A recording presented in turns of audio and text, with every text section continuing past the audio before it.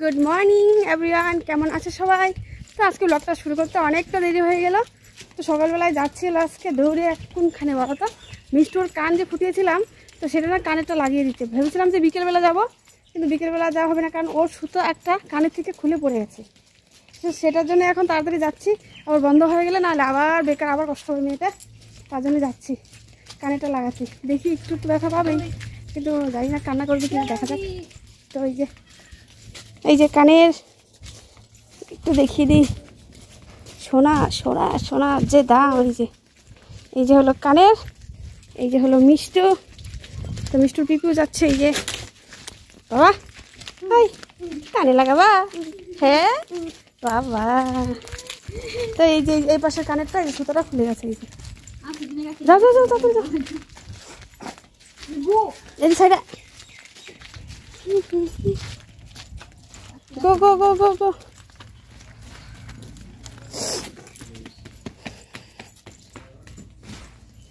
এদিকে সবার বাড়িতে এখন সুপারি কাটা এদিকে সুপারি বিজনেস চলছে এখন, সব সুপারি।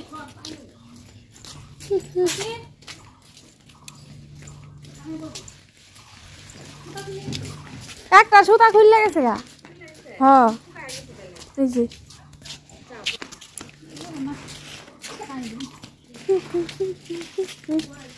बैठे जा बैठो बैठो काने पड़बा अमैया काने पड़बा इरा काने पड़बा। मिष्टू तो এখন হাসি হাসি দিচ্ছে, জানি না কানের পড়ানোর সময় কি করবি, কি করবা বলো তো? বলো কিচ্ছু হবে না, একটু ব্যথা পাওয়া যাবে না, আমার তো সুন্দর লাগবে মা। হ্যাঁ খুলে গেছে তোমার সুতো।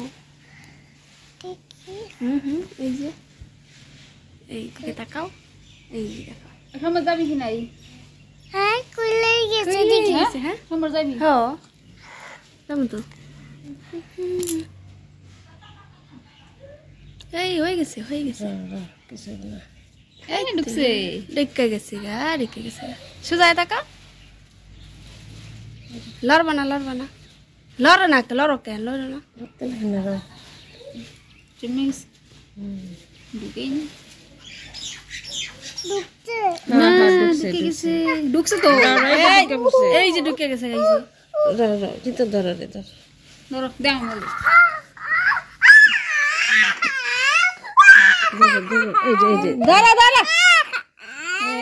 এমন করে লইব নাকি? দেখি এই যে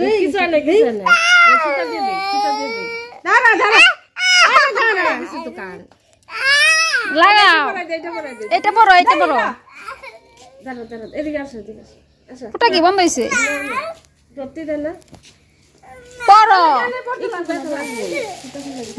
দোকান একটু হয়ে গেছে।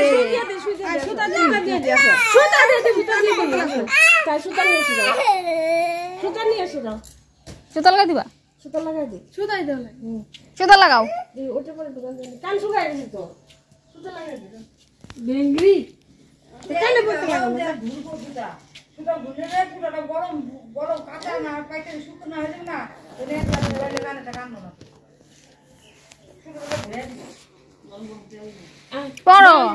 সুতা লাগাই দিব?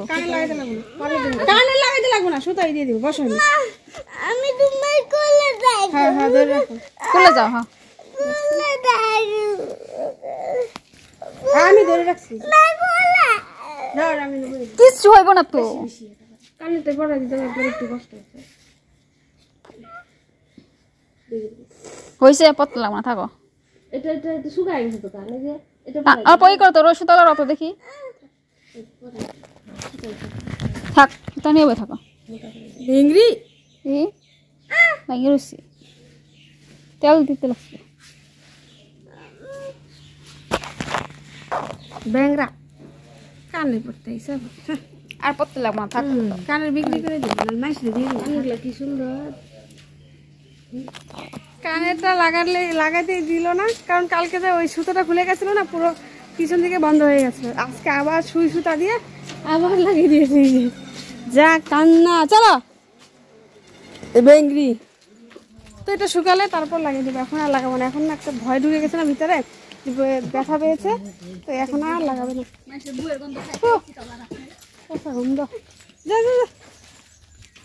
তো এদিকে এই যে ভাত বসিয়ে দিলাম, তো এখন না জাস্ট সিদ্ধ ভাত রান্না করবো না, সিদ্ধ ভাত রান্না করবো। তো এক জায়গায় যাবো কি বলতো, আর মিষ্টির অ্যাডমিশনটা হয়ে গেল, ফাইনালি মিষ্টির অ্যাডমিশন করে নিয়েছি। এই যে দেখো কত বই দিয়েছে, আবার এবার হিন্দিও দিয়েছে। গতবার নার্সারিতে হিন্দি ছিল না, এবার এলকেজিতে হিন্দি হিন্দি সব আছে, যে হিন্দি এই যে সব বই দিয়েছে নতুন। বাবা তুমি হ্যাপি? এদিকে দেখাও, তুমি হ্যাপি? তো যাবো একটা কাজে, একটা গুটের মিটিং আছে আমাদের, সেলফ হেল্প গুটে, তো সেখানে যাবো, একটা ফর্ম জমা দিতে হবে, তার জন্য রান্না করছি। সিদ্ধ ভাতটা রান্না করে রান্না করে আর আমি ভাতটা খাবো, ভাতটা বলে চানটা করবো, চানটা করে তারপর যাবো। তো সবাই যাবে, গুটে যে যে আছে সবাই যেতে হবে। ভালো লাগছে না একদম, এই সেলফ হেল্প গুটে কখন যে ডেকে নেয়, মানে সত্যি কখন কখন যে ডাকে তার হিসাব নেই। তো যখন ডাকে তখনই যেতে হবে। ওই যে বলেছিল 10,000 টাকা দেবে, ওই 10,000 টাকার জন্য কত দৌড়াদৌড়ি যে করতে হচ্ছে একমাত্র উপরওয়ালাই জানে। তো চলো বেশি কথা বলবো না, ভাতটা রান্না করে চানটা করে আসি। যবে থেকে এই সেলফ হেল্প গ্রুপ খুলেছি তবে থেকে কোনো শান্তি নেই। এই এখনই বলে ডাকছে, সেই তখনই বলে যেতে হবে, মানে যখন তখন ডাকবে, যখন তখনই যেতে হবে, এমন একটা পরিস্থিতি চলে আসে না এখন। মানে কি বলবো, সবাই দেখলেই বলে এই গুট করে, মানে সরকারে নাকি গুট করে ওই যে মহিলাদেরকে পুরো নাচাচ্ছে, এমন সবার কথা শুনে মনে হচ্ছে সত্যি সত্যি, মানে যখন তখন, মানে কি বলবো আর, সত্যি কথা এগুলো বললে আর শেষ হবে না। তো এতটা বিরক্ত বোধ হয় মাঝে মাঝে, মানে কি বলবো, রান্না বসিয়ে কখনো কখনো আধা রান্না করে সেই গ্যাস ট্যাস অফ করে যেতে হয় দৌড়ে সেইখানে। তো আজকেও সেই অবস্থা, মানে ভাতটা যে রান্না করে যাব সেটারও একদম সময় নেই, তার জন্য একদম ঘোরাতোড়া করে একটু সিদ্ধ ভাত রান্না করে নিলাম। কারণ সকাল থেকে শুধু 1 কাপ চাই খেয়েছিলাম, যদি খালি পেটে যায় আর গুটি থেকে যে কখন আসতে পারবো বাড়িতে তা না ঠিক। আর বাড়িতে এসে রান্না বান্না করে তারপর খাওয়া কতটা যে কষ্টকর সেটা একমাত্র যে এভাবে ঘোরাফেরা করে সেই বোঝে। যাই হোক, সিদ্ধ ভাতটা তাড়াতাড়ি করে নাকে মুখে একটু খেয়ে দে এই যে চলে আসলাম, মানে গুটের একটা ফর্ম জমা দেবে। তো জানি না যে এই যে কষ্টটা করছি, এই কষ্টটার জন্য যে পাবো কি না একমাত্র ভগবান জানে, কিন্তু সবাই দৌড়াচ্ছে, তাই আমিও দৌড়াদৌড়ি করে বাড়িতে আসলাম। বাড়িতে এসে দেখি মিষ্টুর জ্বর চলে আসছে। তো এই যে দেখো, দেখতে পাচ্ছ শুয়ে আছে। তো আমি তাড়াতাড়ি করে বাড়িতে এসে আগে ওষুধটা খাইয়ে দিলাম, তো ওষুধটা খেয়ে এখন এই যে ঘুমাচ্ছি। এসে দেখি পুরো জ্বর, শরীরে একদম পুরো জ্বর। তো সাথে সাথে এই যে ওষুধটা খাওয়ালাম, এখন একটু ঘুমাচ্ছে।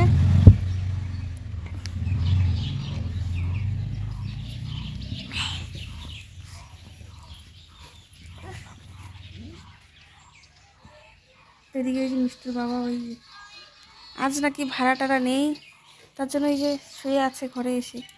এমন করে থাকলে কেমন করে চলবে বলো তো?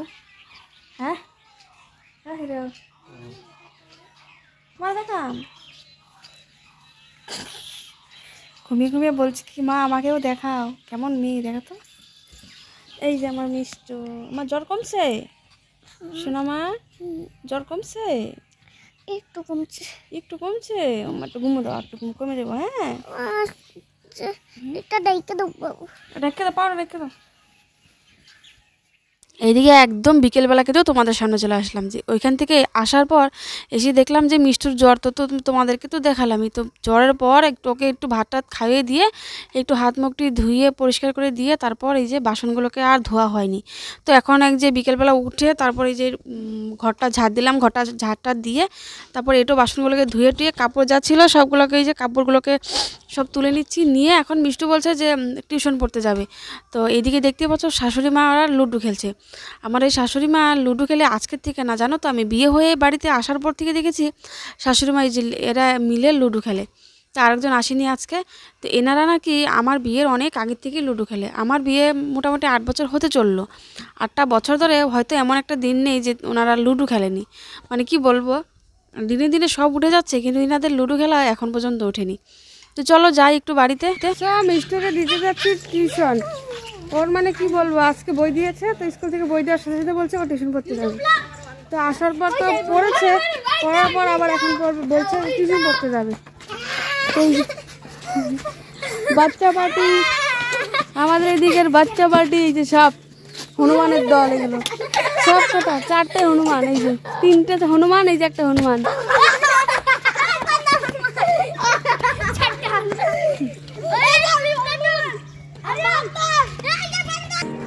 ওরা কি বলতো, আমি যখনই ভিডিও করি তখনই ভিডিও দেখেই না, মানে ওরা মানে এমনই করতে থাকে, ভিডিওতে ওঠার জন্য বাড়িতে গিয়ে ওদের মাকে বসে থাকে, আমাকে বলে না মা কাকিমণিকে একটু আমার ভিডিওতে তুলতে, মানে এমন করতে থাকে। মানে এদিকে অন্য কেউ নাই তো এমন মানে ইউটিউব করা, তো আমি একাই তার জন্য। বিরিয়ানি খাবা? চলো যাই, ওকে টিউশন দিয়ে আসি, কীবা পড়বে ভগবান জানে। এই যে তুমি পড়বা? হ্যাঁ দেখা যাবো, চলো। বাড়িতে আসার পর ভাবলাম তোমাদের সাথে একটা জিনিস শেয়ার করি, অনেক দিন ধরে তো দেখাচ্ছি এটা, তো গত বছরও এই সিজনে কিন্তু আমি এই জিনিসটা শেয়ার করেছিলাম, আমার আগের ব্লগগুলো দেখতে পারবে। তো এটা আমাদের গ্রামে মানে এই সিজনে যে সুপারি তোলা হয়, আগে তো মেশিন টেশিন ছিল না, আজকাল অনেকটা আধুনিক হয়ে গেছে যুগ, তো আজকাল কিন্তু আর হয় হাতে কাটার থেকে না মেশিন দিয়ে বেশি কাটা হয়। তো সুপারিটা মেশিন দিয়ে কীভাবে মানে কাটা হয় সেই প্রসেসটা আজকে তোমাদের পুরোটা বলবো। তো প্রথমে কিন্তু কাঁচা সুপারিটা এনে তারপর কিন্তু ওই যে দেখতে পেলে ওটাকে সেদ্ধ করা হয়, সেদ্ধ করে এখানে এই যে যারা যারা ইচ্ছে তারা কিন্তু বটি দিয়েও কাটতে পারে। 1 কেজি যদি কাটতে পারে গোটা তাহলে 5 টাকা করে, 1 কেজি 5 টাকা করে। আর যদি কেউ চায় যে না গোটা যে সেটার পর মেশিনে ছোলার পর তারপরে যদি কেউ পরিষ্কার করে সেটাকেও অন্য একটা দাম দেয়, 1 টাকা না 2 টাকা কেজি দেয়। তো এটা তোমার সাথে শেয়ার করবো। তো একটু সিদ্ধ করে ওখানে জমা করে রেখে দিয়েছে। আর এদিকে দেখতে পাচ্ছি এটাই হলো মেশিন, এই মেশিনটা কিন্তু এই জায়গার না, এই মেশিনটা অনেকটা দূর থেকে এনেছে, কারণ আমাদের এইদিকে এইসব মেশিন টেশিন তো সত্যি কথা বলতে এই সব জিনিস নেই। তো এটা হায়দ্রাবাদ থেকে আনা হয়েছে আমার কাকুর বাড়িতে। তো ওই যে সুপারিগুলোকে এখানে দেয়, তারপর ওই দেখতে পাচ্ছ পুরো ছোট ছোট না সিঁড়ির মতো আছে, একটা একটা করে উপরে তোলে আর এখান দিয়ে সুপারিগুলো বের হয়। তো এখানে 3টা লেয়ার আছে, 3টা লেয়ারে 3 রকমের কাজ করে। তো প্রথমেরটা তো এটা দিয়ে যে সুপারিটা ছুলে ছুলে বেরোচ্ছে, আর এই সাইডেরটা যেগুলো মানে না ছুলে সেইগুলো কিন্তু এই সাইড দিয়ে পড়ে। আরেকটা ওই যে ওই সাইডটা দিয়ে ওইখান দিয়ে পরে কি কোনটা বলো তো, যেটা একদম কচি থাকে, যেটা একদম ফেটে ফুটে যায়, কচি চাপটা হয়ে যায়, সেটা কিন্তু ওই সাইডে পড়ে। তো আর এটার যে মানে খোসাটা হয় সুপারির যে খোসাটা কিন্তু এই যে পিছন দিক দিয়ে পড়ে। তো দেখতে পাচ্ছ এই যেদিকে এইগুলোকে না একটু টেনে টেনে দিতে হয়, নাহলে এক জায়গায় পড়ে পড়ে অনেকটা জমা হয়ে যায়, তো জায়গাগুলো না পুরো হয় খাপ খেয়ে যায়, মানে ভরে যায়। তাই জন্য কিন্তু একটা কিছু দিয়ে এই ইসেগুলোকে আর সরিয়ে দিতে হয়। আর এই খোসার সাথে কিন্তু কখনো কখনো ছোট ছোট সুপারিও চলে আসে, সেইগুলোও কিন্তু ওই যে ওখানে দাঁড়িয়ে দাঁড়িয়ে সব বেছে বেছে দিচ্ছে, দিয়ে তারপরে যেদিকে দেখো ওইগুলোকে কিন্তু তারপরে যেখানে শুকানো হচ্ছে, তো এই দিকেও শুকাচ্ছে, ওই পিছন দিকেও শুকাচ্ছে। আর এইগুলো দেখতে কেমন লাগছে বলো তো, একদম মনে হচ্ছে না যে শুকনা কুল হয় না, শুকনা কুলের মতো দেখাচ্ছে না, কালারটা কিন্তু তেমনই।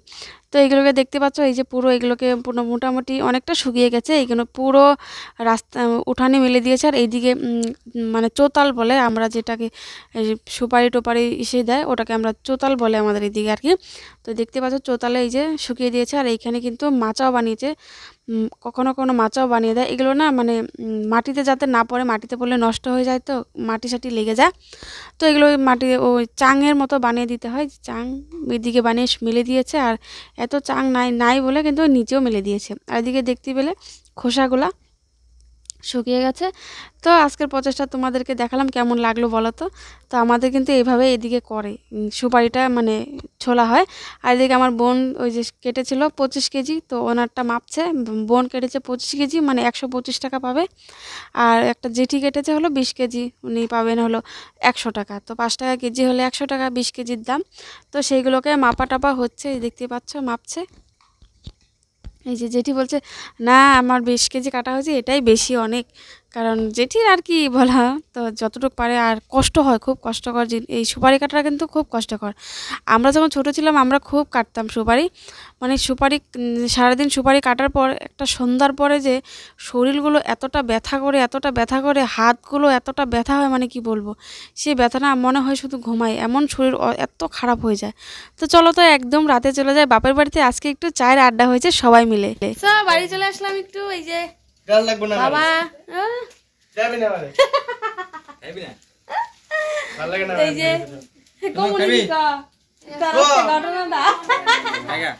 এই যে আরেকটা ভাই আসলো,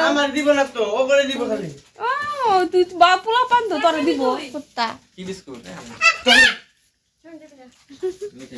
তো ওইদিকে চা বানানো হচ্ছে, চা ওই যে চা কবি না আমার কথা ওই যে কোথায় ওই যে লুকাস খাই চুরি তো চলো চা বানানো হচ্ছে, একটু চা খাবো সবাই মিলে। লেফটিং করে দিন কিন্তু তো এই যে চা হয়ে গেছে রেডি। এমনি ডাক খেরকিতে ডাক দে।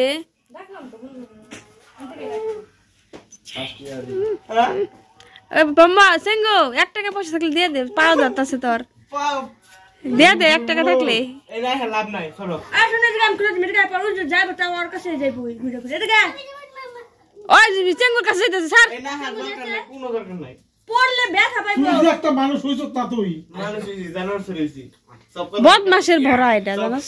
সব কথা একটা লাইন আছে কই যে সেই ইউটিউবে ওর আজকে কাহিনীটা কমনে কি ক কই যে তোর কাহিনী কম। রিপোর্ট করে দিন কিন্তু হ্যাঁ তোর কাহিনী কম ক। বেশি উল্টা পাল্টা মিছা কথা কই কত বড় মানুষটা ও নি ফাঁকি মারা শিক্ষা গেছে দেখছ। আগে মারা না যেম- আমি সবার সামনে কম স্যার আমার রাখা লাগতাম বাড়ি যাম কম ওই যেমন করে ফোন করছে দেখতো মন, আমি তো ফট করে কি লেগেছে করতেছিল আমি পুয়ে থাকা স্যারের সামনে দিলে কিরকম নাটক করছে ভাইবা দেখতো। আগাল দিকে পেট বিষ করছে হ্যাঁ, গেলে গিয়ে বেটি বেটি আর স্যারের সামনে দিলে কিরকম করে কইছে ভাইবা দেখতো যে স্যারে ফোন করে লাইছে। একটা বদরা স্যার কোন একটা বদরা স্যার যদি মিছা কথা কই ও বাম্বল কিরকম বদরা দেখতে এই নে।